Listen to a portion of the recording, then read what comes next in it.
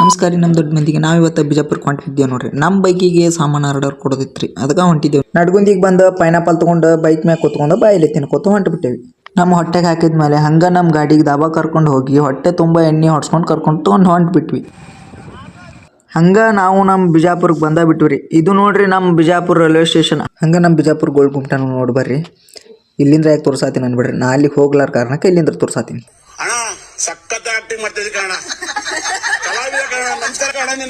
ಆಮೇಲೆ ನಾವು ಬೈಕಿಗೆ ಯಾವ ಪಾರ್ಟ್ಸ್ ಬೇಕಂತ ಆರ್ಡರ್ ಕೊಟ್ಟು ಅಲ್ಲಿಂದ ನಾವು ಹಸು ಆಗೈತಂತ ಹೋಟೆಲ್ಗೆ ಬಂದ್ಬಿಟ್ವಿ. ನಾವು ಮರ್ಡರ್ ಆದ ಕೋಳಿ ಸಾಮಾನು ಬಿರಿಯಾನಿ ತಿಂದು ಅಲ್ಲಿಂದ ಹೊಳ್ಳಿ ನಮ್ಮ ಊರಿಗೆ ಹೊಂಟ್ಬಿಟ್ಟೇವ್ರಿ.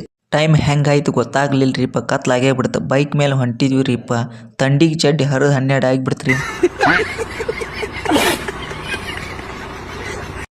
ಬಾಗೇವಾಡಿ ಕ್ರಾಸಿಗೆ ಬಂದು ನಮ್ಮ ರಾಕೇಶ್ ಗೌಡ್ರು ಹೋಟೆಲ್ದಾಗ ಚಹಾ ಕುಡ್ದು ನಮ್ಮ ಬಾಡಿ ಸ್ವಲ್ಪ ಹೀಟ್ ಮಾಡ್ಕೊಂಡು ಅಲ್ಲಿಂದ ನಮ್ಮ ನಡ್ಗುಂದಿ ಕಡೆ ಬಂದ್ಬಿಟ್ವಿ ರೀ. ಮತ್ತಂತ ತಂಡ್ಯಾಗ ನಮ್ದು ಎಂತ ತಿಂಡ್ರಿಪ್ಪ, ಐಸ್ ಕ್ರೀಮ್ ತಿನ್ನತ್ತೀವಿ ನೋಡ್ರಿ. ಐಸ್ ಕ್ರೀಮ್ ತಿಂದು ನಾವು ಅಲ್ಲಿಂದ ನಮ್ಮ ಊರಿಗೆ ಬಂದ್ಬಿಟ್ಟೇವ್ರಿ.